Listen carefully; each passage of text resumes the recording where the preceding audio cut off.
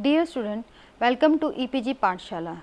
Today I am here to present my module Soil Biological Properties.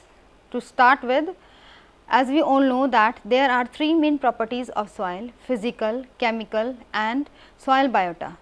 The soil environment is teeming with biological life and is one of the most abundant and diverse ecosystem on the earth.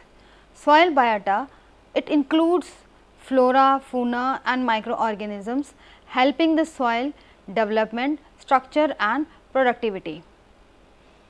The soil contains a vast array of life forms ranging from submicroscopic to large burrowing animals. Soil organisms break down organic matter, making nutrient available for uptake by plants and other organisms. The nutrients stored in the bodies of the soil organisms also prevent nutrient loss from leaching. Microbes produce waste products that helps to maintain soil structure, and the earthworm helps to distribute these beneficial waste products through the soil profiles. Soil hosts a complex web of organisms which interact with each other, having influence on soil evolution and specific soil physical and chemical property. For example, microbial activity increases the mineralization of soil by degrading organic matter, also helps in forming a stable soil aggregates, whereas earthworm will increase the infiltration rate of soil by the process of pore formation. Without microbes, soil would be a virtually inert body. They help in aggregation of soil, providing the right combination of air, water to plant roots, which will decrease the susceptibility of soil to erosion. Soil flora and fauna are the important part of the important property of the soil.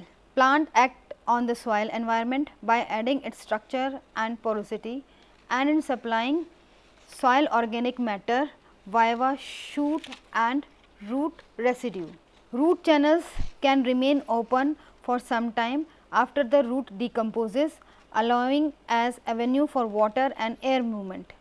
Root also acts to stabilize soil through aggregation, and intact root system can decrease soil loss. The rhizosphere, the narrow zone of the soil directly surrounding plants roots, is the most biological active region of the soil. It contains slowed root cells and secreted chemicals that provides organisms with food. On the other hand, soil fauna works as soil engineers, initiating the breakdown of dead plant and animal material, ingesting and processing large amount of soil, burrowing biopores for water and air movement, mixing soil layers and increasing aggregation. Important soil fauna include earthworm, insects, nematodes, arthropods and rodents. Earthworm are considered one of the most important soil fauna. Through the process of burrowing, they provide channels that increase soil porosity and water infiltration process. They also increase further biotic activity by breaking down large amount of soil organic matter through digestion and supplying nutrient rich secretions in their cast to the soil.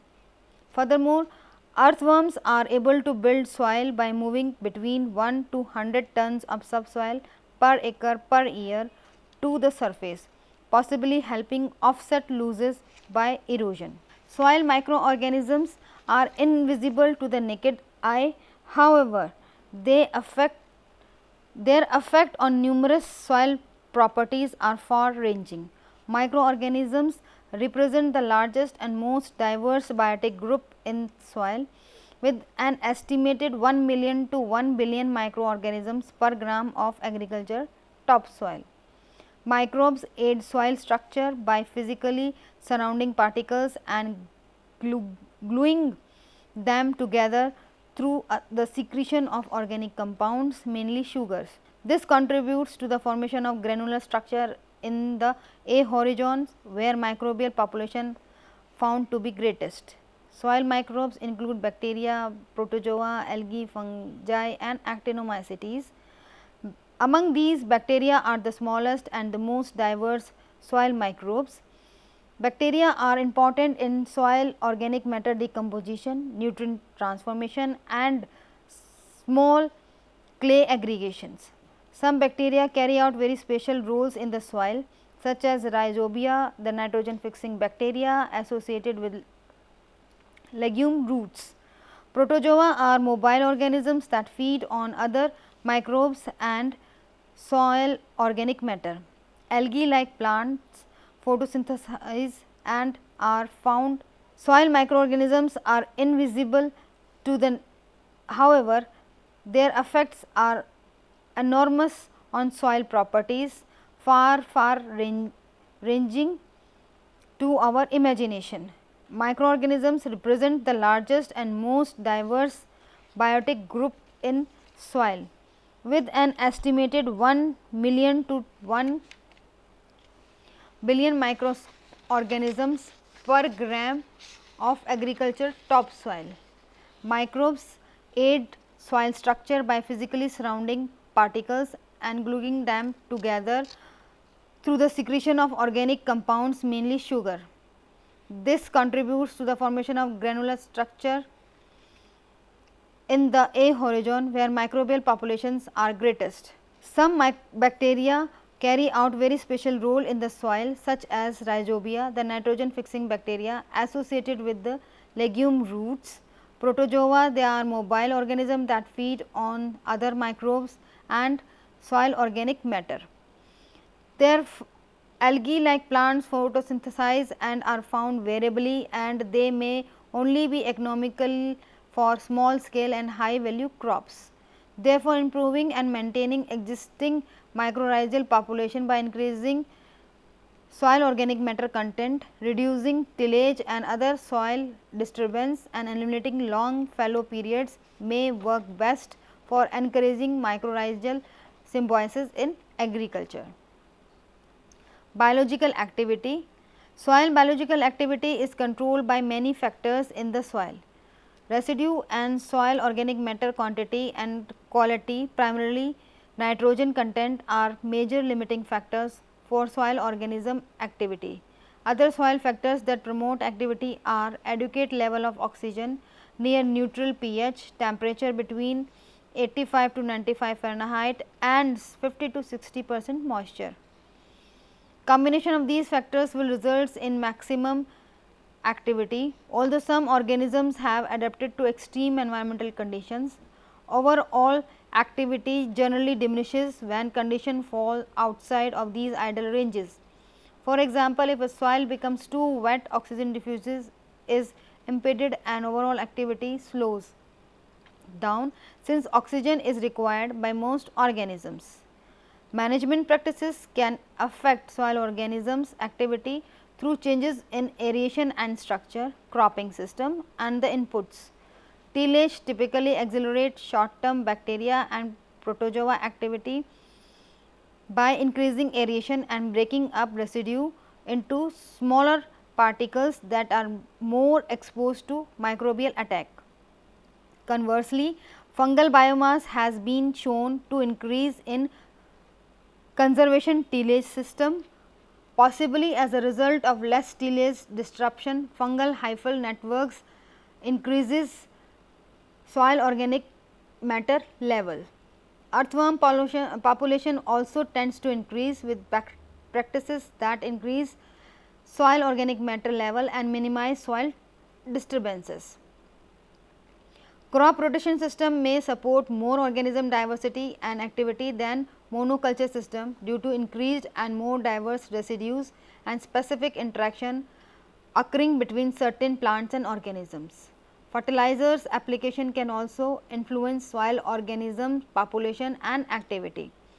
Biotic activity in soil with low fertility or SOM content will likely increase with the addition of fertilizers, particularly those containing nitrogen. Population will eventually stabilize as nitrogen is consumed. In addition, certain fertilizers applications such as the injection of anhydrous ammonia can temporarily harm some soil organisms at the injection site. However, most organism population will be rebound with time. During the last decades of the 20th century, there was an awareness of the importance of the soil as an environment component and recognizing the need to maintain or improve its capacity to allow its performance to various functions. At the same time, there was a confirmation that the soil is not an inexhaustible resource, and if used improperly or poorly managed, its characteristics can be lost in a short period of time with limited opportunities for regeneration. Next is soil organic matter. On the basis of organic matter content, soils are characterized as mineral or organics. Mineral soils forms most of the world's cultivated land and may contain from a trace to 30% organic matter. Organic soils are naturally rich in organic matter principally for climatic reasons. Although they contain more than 30% organic matter, it is precisely for this reason that they are not vital cropping soils. This soil bulletin concentrates on the organic matter dynamics of cropping soil.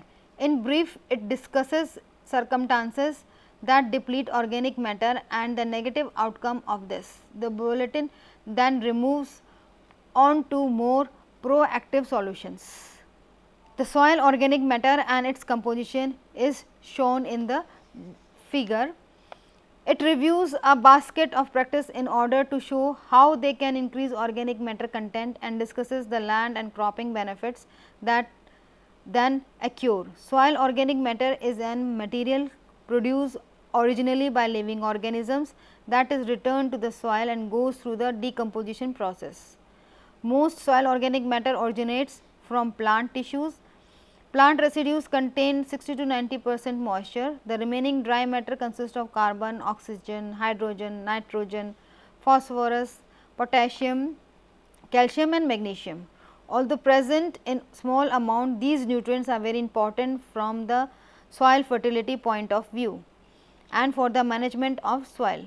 Soil organic matter consists of variety of components. These includes varying in proportion and many intermediate stages and active organic fraction including microorganisms and resistant or stable organic matter also referred to as humus. Forms and classification of soil organic matter have been described. For practical purposes, organic matter may be divided into above ground and below ground fractions. Above ground organic matter comprises plant residues and animal residues. Below ground organic matter consists of living soil fauna and microflora, partially decomposed plant and animal residues and humic substances. The carbon to nitrogen ratio is also used to indicate the type of material and ease of decompositions. Hard woody material with a high CN ratio being more resilient than soft leafy material with a low carbon to nitrogen ratio. Organic matter within the soil serves several functions. From a practical agriculture standpoint, it is important by the two reasons: as a revolving nutrient fund and as an agent to improve soil structure, maintain tilth and minimize erosion. As a revolving nutrient fund, organic matter serves two main functions. As soil organic matter is derived mainly from plant residues, it contains all the essential plant nutrients.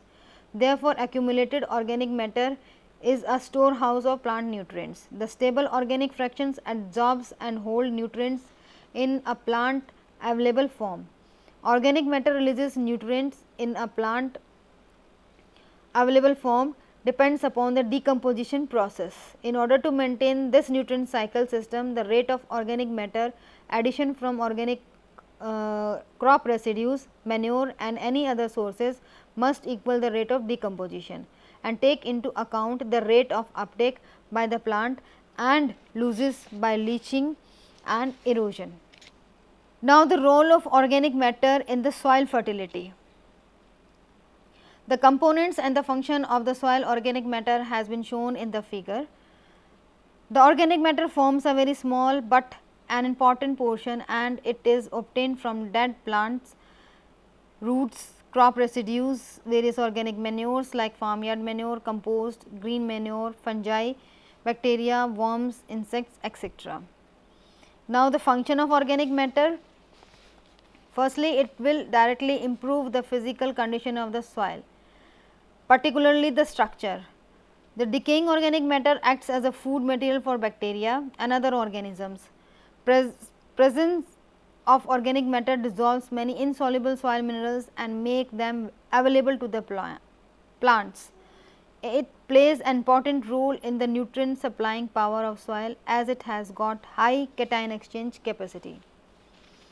Further, it increases the water holding capacity of the soil. It also improves the aeration and infiltration capacity of the soil. It also tries to regulate the soil temperature. It serves as an important source of certain plant or food elements like nitrogen, phosphorus, sulfur, etc.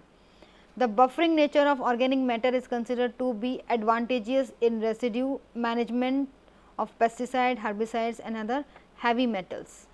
From the lecture on soil biological property, it has been clear that soil biota is an ideal example of system ensuring sustainable functioning of undisturbed ecosystem during long periods. Their essential role is related to the organization of cycles of elements like carbon, nitrogen, phosphorus, etc., which make it possible to repeatedly use the limited amount of each resources.